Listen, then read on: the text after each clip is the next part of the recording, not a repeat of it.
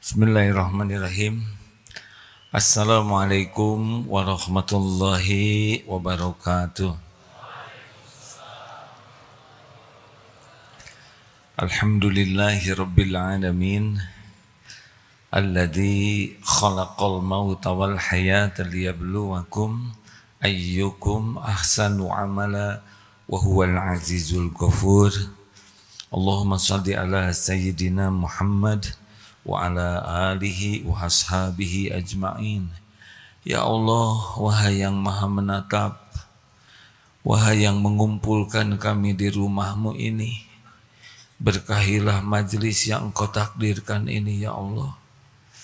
Luruskan niat kami agar apa yang kami lakukan ini benar-benar hanya mencari keridhaan-Mu. Bukakan pintu ilmu ya Allah. Tambahlah kami ilmu yang manfaat. Allahumma inna nas'aluka ilman nafi'an wa rizqan thayyiban wa amalan mutaqabbalan. Allahumma inna nas'aluka imanan kamilan. Ya Allah, kami mohon kepadamu, karuniakan kepada kami iman yang sempurna, wa yaqinan shadiqan, keyakinan yang benar ya Allah, keyakinan yang lurus, yang tidak salah, wa qalban khashian, hati yang selalu khusyuk kepadamu, wa lisanan zakiran, lisan yang selalu basah menyebut namamu. Allahumma a'inna ala dzikrika wa syukrika wa husni ibadatik. Ya Allah, tolonglah kami agar kami menjadi hamba yang selalu ingat padamu, yang tidak pernah lupa, yang tidak lalai darimu. Tolong kami agar menjadi hamba-Mu yang selalu bersyukur dan bisa memperbagus ibadah kami kepadamu ya Allah. Taqabbal minna ya arhamar rahimin. Kabulkan ya Allah, innaka antas samiul alim. Sesungguhnya Engkau maha mendengar lagi maha mengetahui segala-galanya. Amin ya rabbal alamin. Apakah Allah subhanahu wa ta'ala menyaksikan pertemuan ini? Adakah yang tersembunyi dari Allah? Apakah Allah tahu niat kita? Apakah Allah mendengar setiap ucapan kita? Apakah cara menjawabnya main-main atau tidak? Allah tahu. Santri jawabnya pakai hati ya. Jangan jadi gurauan kalau kepada Allah. Semua ucapan didengar oleh Allah dan Allah tahu di balik hati kita. Apa nih maksud ucapan ini? Main-main, bergurau, atau sungguh-sungguh. Dan setiap perbuatan pasti ada balasannya. Yang ikhlas dapat balasannya, yang main-main juga dapat balasannya. Tidak ada yang tertukar.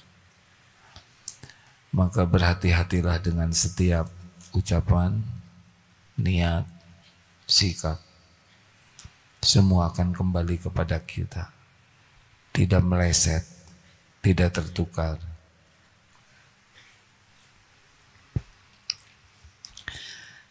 Kali ini kita akan membahas Sayyidul Istighfar. Kita semua ingin sukses. Sukses itu apa? Sukses itu masuk surga. Sayyidul Istighfar kita akan coba bahas. Karena dalilnya begini, Sayyidul Istighfar.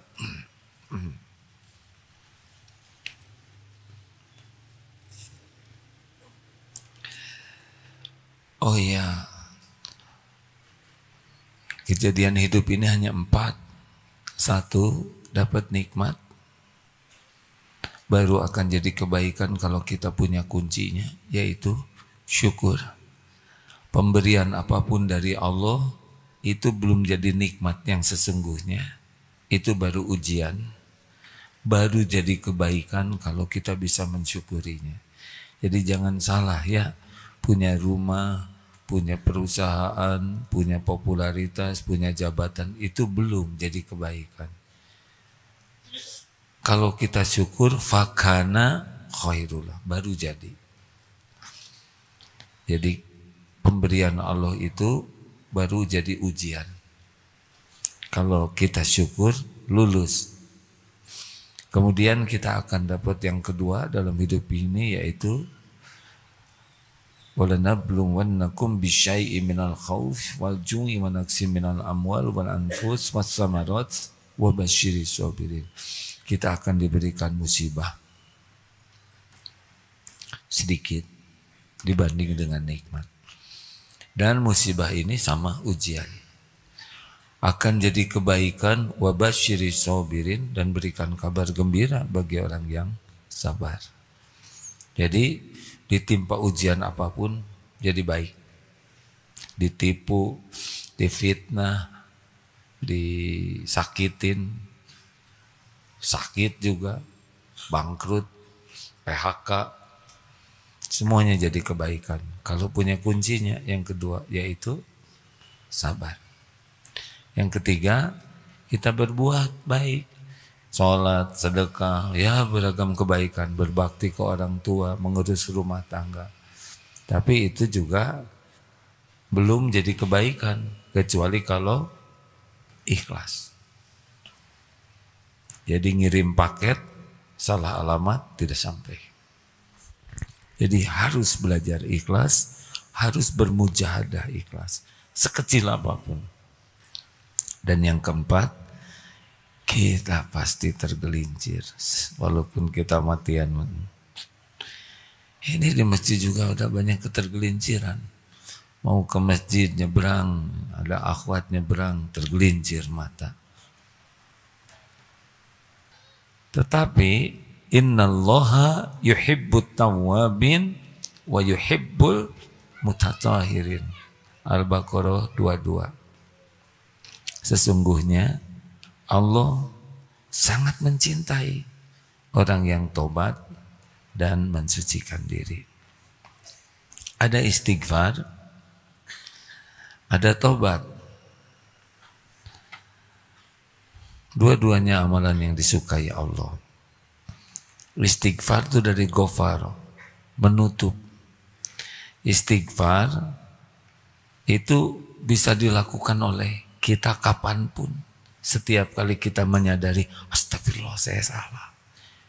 Minta ampun kepada Allah dan hasilnya ditutup oleh Allah. Kalau tobat itu artinya kembali. Ada syarat-syaratnya. Minimal 3 syaratnya. 1, menyesal.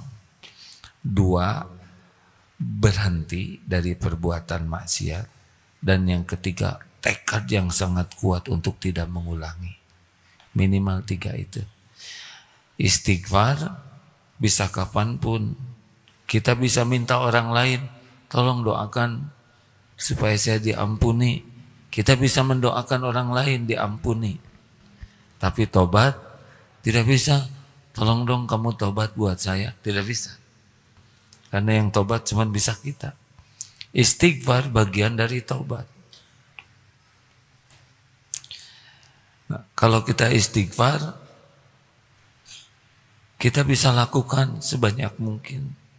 Tapi kalau tobat, harus ada kekuatan yang lebih besar, lebih dalam dari istighfar. Yaitu penyesalan yang sangat kuat dan berhenti. Misal, astagfirullah, saya tadi berbohong, ya Allah. Ampun ya Rob, tadi saya sudah dusta, saya ngaku, saya nyesal, ya Allah, ampun. Nah istighfarnya minta ampun. Tapi pengakuannya itu bagian dari tobat. Sudah itu dia enggak mau bohong lagi. Dan sekuat tenaga tidak pernah berbohong lagi. Itu tobat. Nah ini tidak bisa dilakukan oleh orang lain. kecuali oleh diri kita sendiri. Astagfirullah wa atubu ilaik. Saya minta ampun padamu ya Allah. Rasulullah SAW dalam beberapa hadis ada 70 kali sehari, ada 100 kali pagi saja. Ada sambil ceramah begini, astagfirullah, 100 kali dalam satu ceramah. Ibnu Umar itu yang meriwayatkan. Padahal Rasulullah sudah tidak punya dosa. Maksudnya diampuni dosa yang lalu dan yang akan datang. Lalu kenapa Rasulullah bertobat? Satu, para ulama mengatakan karena Rasulullah SAW tauladan, contoh. Sehingga beliau memberi contoh kepada umatnya. Orang yang terpelihara saja beristighfar. Dan banyak. Yang kedua, Rasulullah itu istighfar bukan dari seperti kita dari dosa. Karena beliau maksum. Tapi ulama mengatakan beliau minta ampun dari kekurang sempurnaan. Beliau sedang melakukan satu amalan, menerima tamu sehingga agak lalai, sedikit kurang sempurna amalan lainnya. Nah itulah yang dimintakan ampun. Jadi nilainya 9, minta ampun. Karena inginnya 10 mengabdinya ke Allah. Rasulullah SAW tahajud sampai kakinya bengkak oleh istrinya Aisyah radhiyallahu anha. Kenapa ibadah sampai sebegininya? Padahal Allah sudah mengampuni dosa yang lalu dan yang akan datang. Rasulullah bersabda, afala akunu abdan syakura. Bukankah semestinya saya menjadi hamba yang bersyukur? Jadi Rasulullah tuh begitu bersyukurnya kepada Allah. Dipilih jadi nabi, terpelihara, mulia, jadi makhluk yang paling mulia.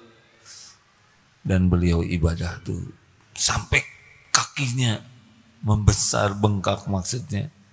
Mungkin peredaran darahnya jadi kaki, darahnya di kaki. Lama itu surat Al-Baqarah, Ali Imran. Terus sahabat-sahabat kan tidak ada yang tahan ikut salat tahajud dengan beliau. Beliau bersyukur. Afala akunu abdan syakura. Nah, jadi di antara istighfar yang disebut Sayyidul Istighfar ini yang paling topnya adalah yang ini. Tadi ada di sini ya. Kemana? Benar, istighfar. Kita kalau disuruh istighfar tersinggung. Iya kan? Pernah, saya mohon maaf ya. Ada ibu-ibu tukar pikiran, tapi ini jadi pelajaran. Kenapa ya hati saya tuh tidak tenang terus, galau saja, cemas. Terus urusan teh banyak aja. Menurut aku gimana? Ya, ibu coba perbanyak istighfar. Emang apa kesalahan saya? Ya, tersinggung. Ya, berarti harus istighfar asli.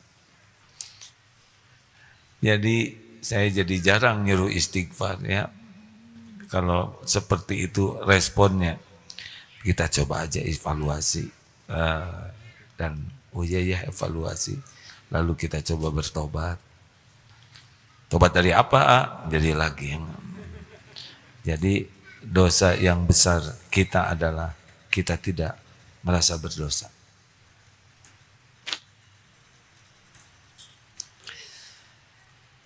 Istighfar yang paling pendek yang mana? Astagfirullah, astagfirullah. Ada yang lebih pendek? Kan? Astaga. Itu. Tahu istighfar yang paling pendek kapan? Keluar dari toilet, gufronak. Yes. Ya. Aku mohon ampunanmu, gufronaka. Baik, inilah Sayyidul Istighfar.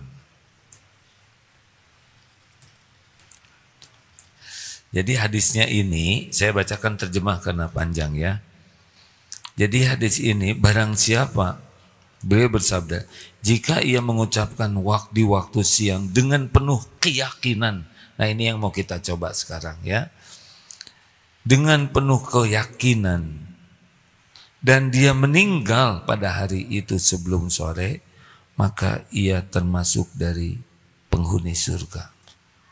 Dan jika ia membacanya di waktu malam penuh dengan keyakinan lalu meninggal sebelum masuk pagi, maka ia termasuk dari penghuni surga. Hadis riwayat Al-Bukhari dan lain-lainnya ya, ini sahih.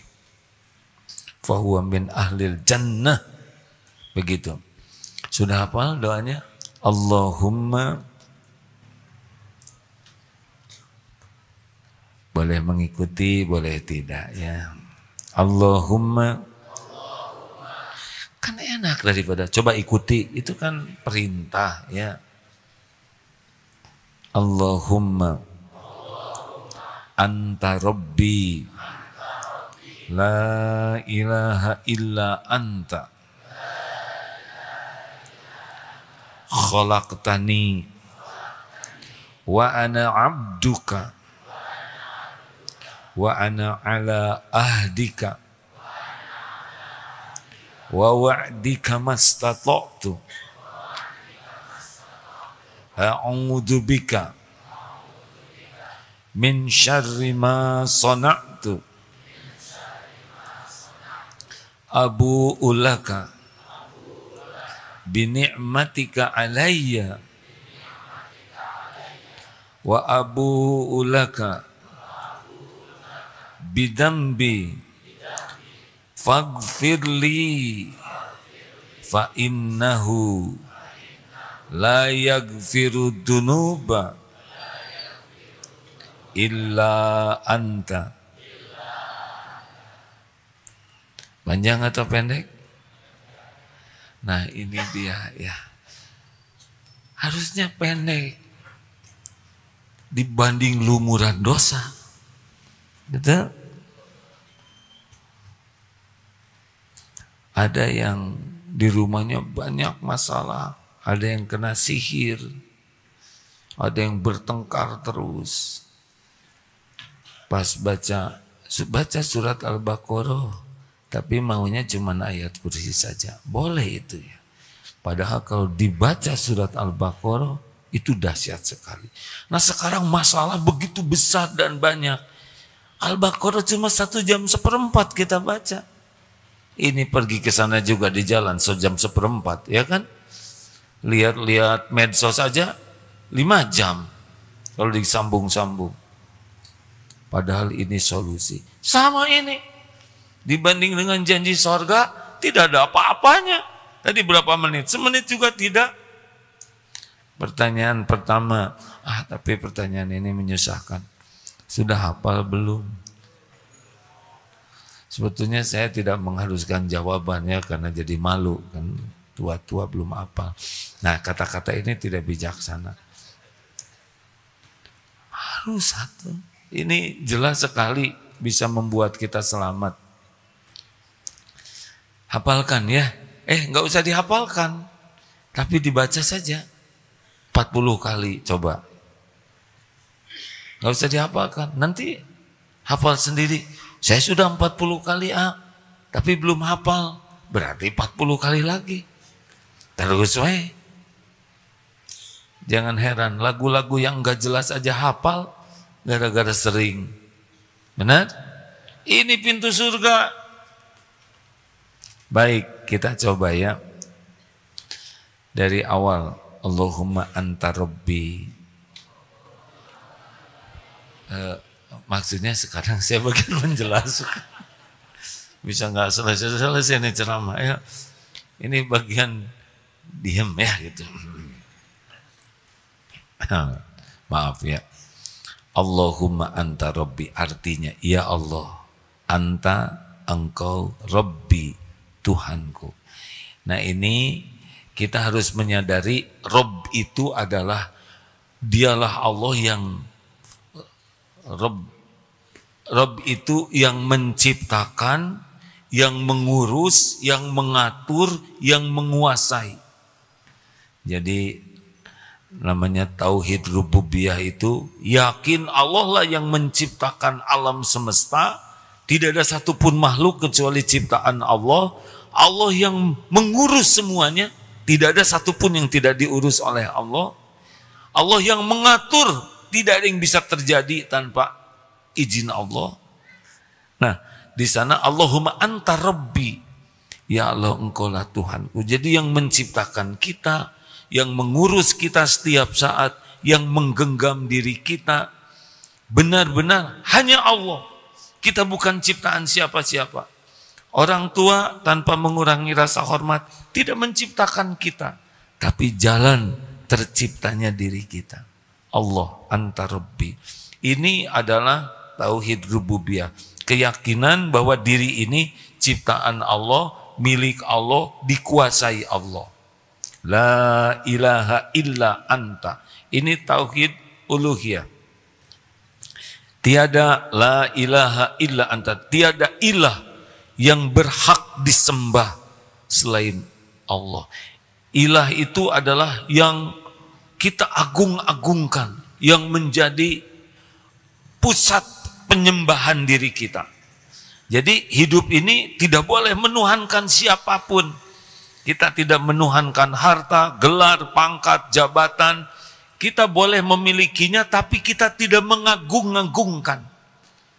Seakan-akan kalau punya harta kita jadi mulia, kalau punya jabatan kita jadi hebat. Enggak, itu cuma ujian saja.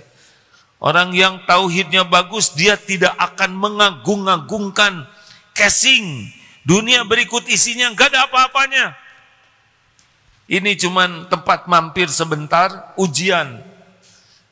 Mungkin kita dikasih harta, gelar, pangkat, jabatan, popularitas, penampilan. Itu ujian, bukan tanda keagungan. Kita juga jangan mengagung-agungkan. Punya saudara, punya jabatan ini, itu biasa saja. Datang tamu, kita menghormati, kita menghargai manusianya, tapi tidak mengagung-agungkan dunianya. Jelas hadirin? Ini penting karena sekarang banyak yang menuhankan harta, jabatan, gelar, popularitas, konten, pujian, pengakuan orang, syahwat, amarah. Ini la ilaha illa anta, ya Allah. Tiada Tuhan yang berhak disembah selain hanya Engkau. Saya ini hamba-Mu. Lanjut. Khalaqtani wa ana abduka. Engkaulah yang menciptakan diriku dan aku adalah hamba-Mu. Khalaqtani wa ana abduka. Jadi declare nih, yakin ini saya ciptaan Allah dan Allah menciptakan saya untuk menghamba kepadanya. Saya tidak punya apa-apa, semuanya milik Allah. Saya tidak ada kekuatan, tidak ada daya kecuali diberi kekuatan oleh Tuhan saya, Allah Subhanahu wa taala. Saya bodoh, tidak tahu apapun kecuali diberi ilmu oleh Allah yang Maha tahu segala-galanya. Yang saya punya cuman aib dan dosa. Khalaqtani wa ana abduka. Hidup saya adalah untuk mengabdi kepadamu ya Allah, Tuhan semesta alam. Hidup saya adalah untuk tunduk patuh kepadamu. Waduh, ini yang membuat dijamin sorga tuh. Keren ya. Sebetulnya saya ngarap-ngarap iya, tapi kelihatannya berharap dari makhluk bikin kecewa. Wa ana ala ahdika wa wa'dika mastata'tu. Aku wa ana ala ahdika, dalam perjanjian denganmu dan berusaha mematuhi janji kepada Allah. Jadi kita tuh terikat ya dalam perjanjian kepada Allah untuk jadi hamba Allah, untuk punya iman, bisa ibadah, bisa taat, dan Saya berusaha memenuhi janji ini. Jadi kita tuh udah punya, sebagai hamba kepada Allah itu ada sesuatu janji yang harus kita patuhi. Nah, wa ana ala abdi ahdika wa wa'dika mastata'tu, sekuat kemampuanku. A'udzu bika min syarri ma sana'tu, hamba berlindung kepadamu ya Allah. Min syarri ma sana'tu, dari keburukan yang dilakukan. Nah, ini bagian dari pengakuan ya. Dan kita tahu bahwa kita ini bisa lepas dari perbuatan buruk yang kita lakukan kalau Allah menjaga kita. La haula wala quwwata illa billah. Apa artinya? Tiada daya, tiada kekuatan kecuali dari Allah. Nah, ini dimaknai juga kita tidak bisa nih sholat, taat, sedekah, baca Quran kecuali ditolong Allah. Dan kita tidak bisa menjauhi maksiat, mata, pikiran, lisan, tubuh ini, hati, kecuali dilindungi Allah. Jadi kalau kita zikir la haula wala quwata illa billah, itu bukan semata kita tidak bisa berbuat tanpa izin Allah. Bahkan kita untuk zikir aja kalau nggak ditolong Allah nggak bisa. Ini seperti kita sekarang ingin ngaji ke sini ya. Ini sepenuhnya kita itu ditolong Allah. Setan mati-matian menggagalkan kita datang ke majelis ilmu. Karena di sini ada ampunan Allah, ada rahmat Allah. Ini pulang dari sini bisa diampuni nih. Bisa diturunkan rahmat, bisa diijabah doanya. Oh, ini mahal. Sepanjang jalan makhluk-makhluk air mendoakan kita, sepanjang jalan malaikat memayungi kita, walaupun mata tidak bisa lihat, tapi itu yang terjadi. Setan mati-mati, udah di rumah aja, hujan, dingin, besek, kepleset loh. Ini becek itu, nanti baju basah masuk angin, enter wind, segala aja alasannya. Nanti pulang malam horor, ya enggak? Banyak begal. Terus saya dibisiki supaya gagal. Udah di medsos juga udah bisa lihat. Ngapain sih? Terus maaf ya yang di medsos, nggak apa-apa. Kan ada yang tidak mungkin datang ke sini ya, seperti yang di Afrika Barat Daya atau di Kutub Utara, atau juga yang jauh-jauh atau yang sedang nunggu tapi niatnya mau ke sini. Harus ada niat, beda ya. Tapi yang uzur, Masya Allah sama dapat kebaikan. Niat mau datang udah sama pahala. Padahal niat aja, tapi karena uzur jadi tidak berangkat. Maka kalau ada kesempatan datang, itu beda perhitungannya. Kecuali yang uzur ya, tidak memungkinkan datang. Semua diganti loh, capeknya, bensinnya, Allah tahu semua pengeluaran. Allah tahu kita bonceng orang jadi ban jadi makin tipis ya, bensin jadi boros, apalagi yang diboncengnya rada-rada begitulah ya. Saya tidak tega nyebut gemuk ya. Semuanya Allah catat capeknya. Ini pulang nanti ngongkos, antri angkot, Allah melihat semuanya. Ada hitungannya. Balasannya yang paling nikmat itu dua. Selain ampunan ya, iman nambah, amal nambah. Berarti bahagia. Jangan dianggap remeh hadirin ya. Datang ke majelis taklim tuh. Itu ibu-ibu yang umur 83 itu. Jauh itu dari Bekasi. Naik bis sendiri. Kenapa suaminya nggak ikut? Suami saya sudah meninggal waktu usia 63, gitu nyebutnya. 63 lagi ya. Alhamdulillah. Itu ayah pada 67 gitu. Lalu lanjut. Astagfirullahaladzim. Jadi kita jangan sok kuat. merasa udahlah saya gampang bisa saya atasi godaan. Nggak bisa. Kalau Allah nggak menolong, kita kalah oleh setan. Setan terus saja ngebisikin aja, nggak ada berhentinya. Ini kira-kira setan lagi ngebisikin saya enggak nih? Canggih bisikannya juga. Ada weh, supaya tergelincir kata-katanya, supaya sia-sia, supaya salah, supaya ujub, supaya ya macam-macam lah. Terus aja berhenti, tidak berhenti. A'udzubillahi minasyaitonirrajim. Makanya kita harus berlindung kepada Allah. A'udzubika min syarri ma shana'tu. Dan berlindung kepada Allah tidak hanya dari keburukan, tapi dari dampak keburukan kita. Kan setiap perbuatan dosa, in ahsantum ahsantum li anfusikum wa in asatum falaha. Al-Isra ayat 7 ya. Kita berbuat baik, balik ke kita. Kita berbuat buruk, balik ke kita. Nah, kita pun udah kejadian nih dosanya. Nah, kita berlindung kepada Allah dari dampak buruk. Punya dosa nggak sih tenang-tenang gini? Punya tidak? Sedikit banyak? Banyak sekali? Banyak sekali, luar biasa banyaknya. Kalau diibaratkan api, kira-kira dosa kita itu seperti lilin atau obor? Obor atau kompor?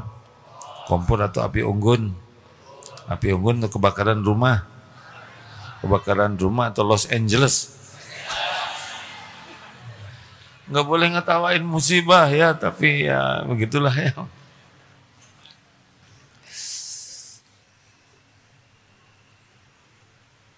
Sedikit orang yang menyadari agresifnya kita melakukan dosa.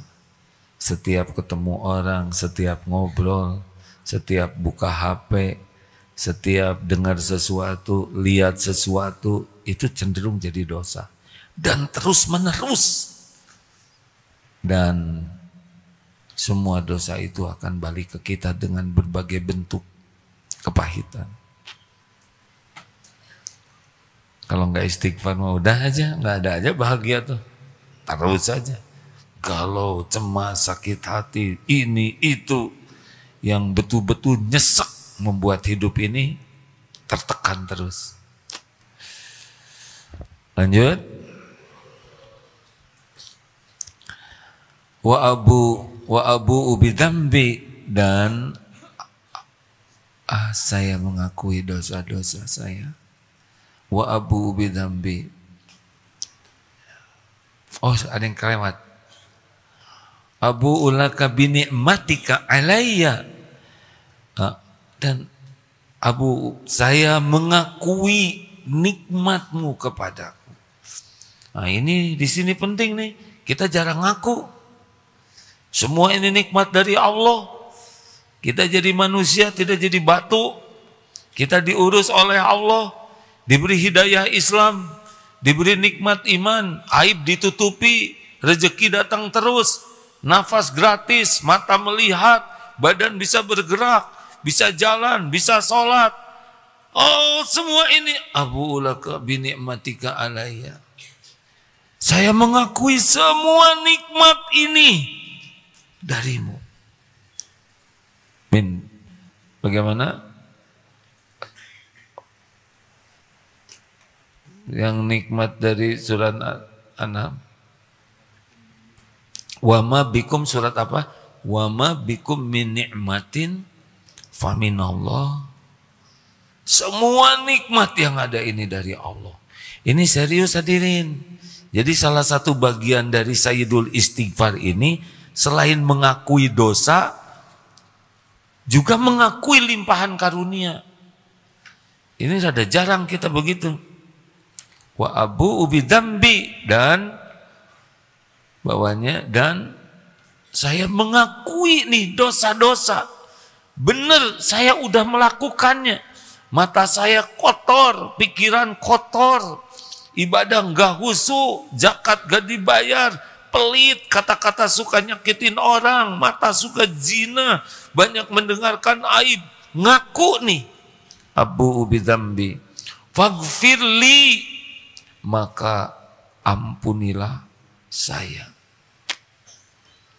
Faghfirli itu artinya maka ampunilah daku, ya Allah, ampun ya Allah.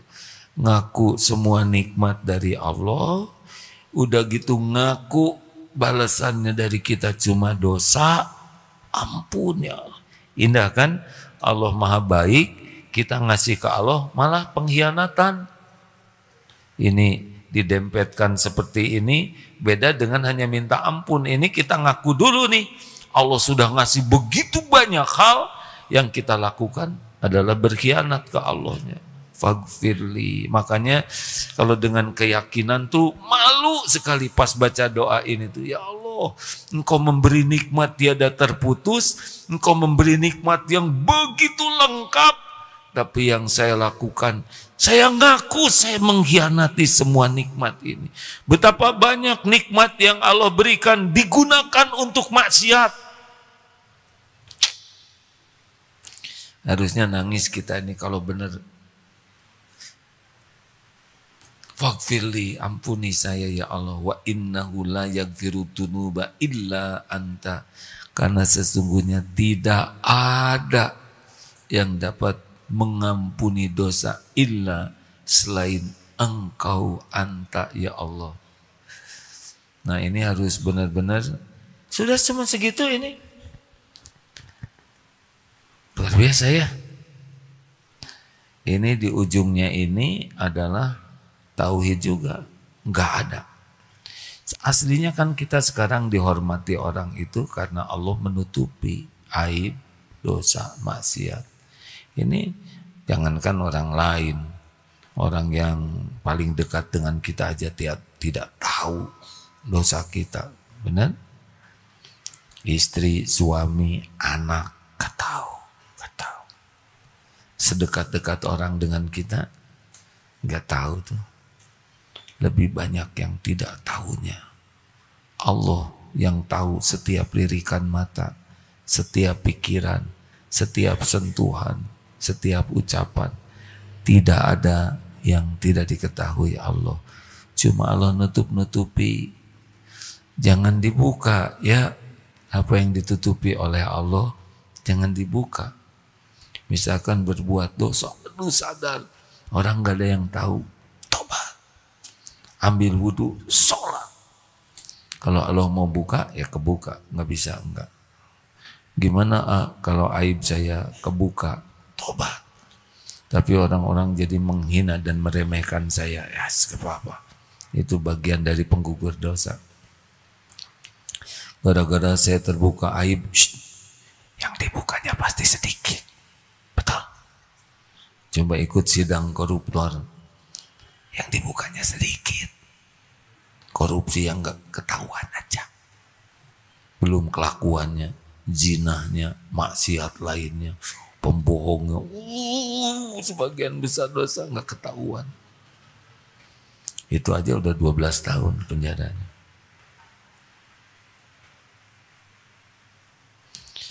Ini lagi mikir apa? Jadi kayak ngaharulang beginian. Ini saya lihat wajahnya beda kayak begini. Bagus. Kapan ini dibacanya? Ya kalau kita merasa minimal pagi dan petang.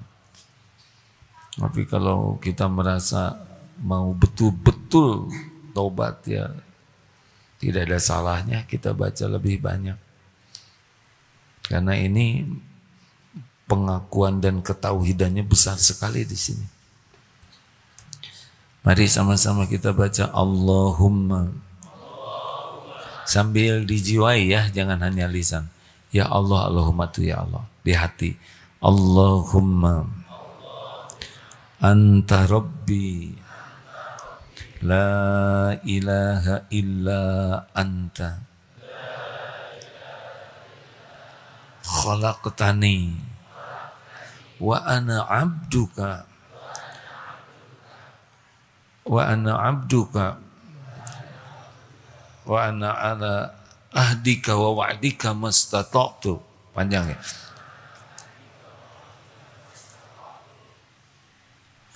A'udzu bika min syarri ma sana'tu abu'u laka bi ni'matika alayya wa abu'u bi dzambi faghfirli fa innahu la yaghfiru dzunuba illa anta. Masya Allah. Usahakan dibaca dengan dipahami artinya. Ini tauhid. Seperti ayat kursi. Kenapa habis sholat yang baca ayat kursi tidak ada yang menghalangi dari sorga selain kematian?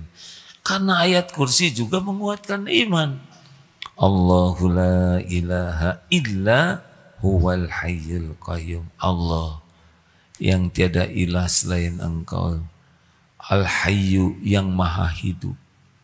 Al-qayyum yang mengurus segala-galanya terus menerus sendiri, tidak memerlukan bantuan siapapun. Semua diurus oleh Allah. Allahu la ilaha illa huwal hayyul qayyum la ta'khudhuhu sinatun wala naum. Allah tidak tersentuh oleh ngantuk, wala naum, dan juga tidur. Allah selalu terjaga, mengawasi kita setiap saat, mengurus segala-galanya. Tidak ada yang luput sekecil pun. Walaupun daun jatuh, walaupun sebutir biji di dalam perut bumi, semuanya terawasi oleh Allah. Lahu ma fis samawati wa ma fil ard. Lahu ma fis, milik Allah, bagi Allah. Semua yang ada di langit milik Allah. Semua yang ada di langit, di bumi, cuma satu pemiliknya, Allah. Nggak ada yang punya. Indonesia, Amerika, milik Allah. Semuanya, termasuk diri kita. Ini bukan punya kita. Ini milik Allah. Kalau ini wajah punya saudara, jangan tua dong. Terus bayi ya. Ya, kita menua. Nahan uban satu aja nggak bisa. Walaupun makan sari ijuk, minum aspal, ngeremus areng, tetap baik. Lalu lahu ma fis samawati wa fil ardi man dzalladzi yashfa'u indahu illa bi'idznih. Tidak ada yang bisa menolong kita, memberi syafaat kecuali dengan izin Allah. Ya'lamu ma baina aydihim wa ma khalfahum. Allah tahu apa yang di depan, di belakang, yang akan terjadi, yang sudah terjadi, yang sedang terjadi, semuanya Allah tahu. Tenang. Gimana besok? Besok itu dalam kekuasaan Allah. Bagaimana saya nanti? Allah yang menguasai nanti. Yang penting kita benar aja sekarang. Kita benar sekarang, berarti kita mensyukuri waktu yang ada. La in syakartum la azidannakum. Ingin boleh, cita-cita harus, ikhtiar maksimalkan, doa optimalkan, tapi yakin yang menggenggam nanti, besok, lusa, Allah. Enggak kejadian kecuali yang Allah izinkan.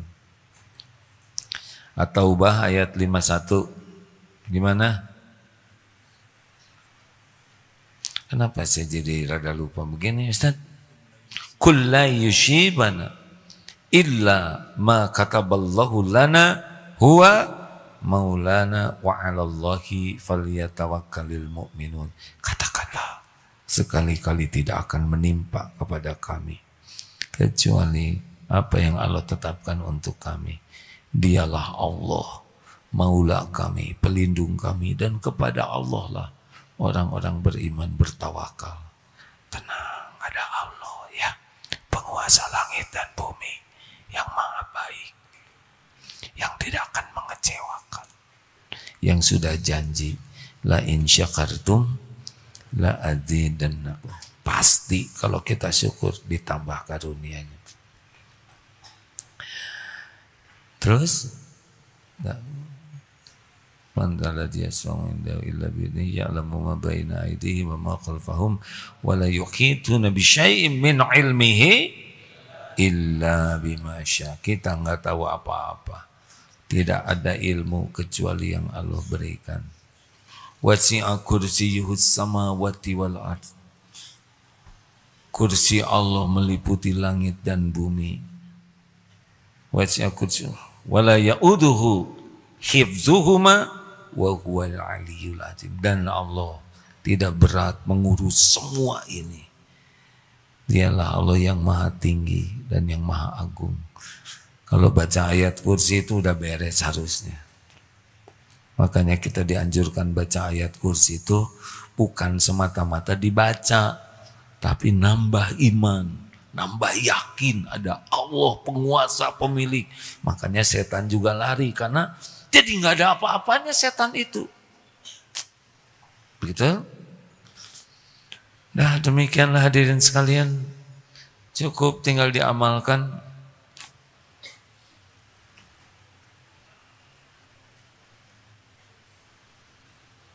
Oh silakan baca Az-Zumar ayat 53 Ustadz Fuad. Kul ya ibadiyalladzi A'udzu billahi minasy syaithanir rajim. Qul ya ibadiyalladzina asrafu ala anfusihim la taqnatu min rahmatillah. Innallaha yaghfirudz dzunuba jami'a. Innahu huwal ghafurur rahim. Wahai katakanlah wahai hamba-hambaku yang melampaui batas terhadap diri mereka sendiri, janganlah kamu berputus asa dari rahmat Allah. Sesungguhnya Allah mengampuni dosa-dosa semuanya. Sungguh dialah Allah yang maha pengampun lagi maha penyayang. Surat yang membuat orang beristighfar tidak diazab tuh. Sebentar ya. Al-Anfal, tolong dibacakan Ustaz. Al-Anfal ayat 33. Begitu pentingnya bagi kita untuk beristighfar. Karena ini yang sangat harus kita waspadai. Sudah? Al-Anfal ayat 33. وَمَا كَانَ اللَّهُ لِيُعَذِّبَهُمْ وَأَنْتَ فِيهِمْ وَمَا كَانَ اللَّهُ مُعَذِّبَهُمْ وَهُمْ يَسْتَغْفِرُونَ. Dan Allah sekali-kali tidak akan mengazab mereka sedang kamu Muhammad berada di antara mereka.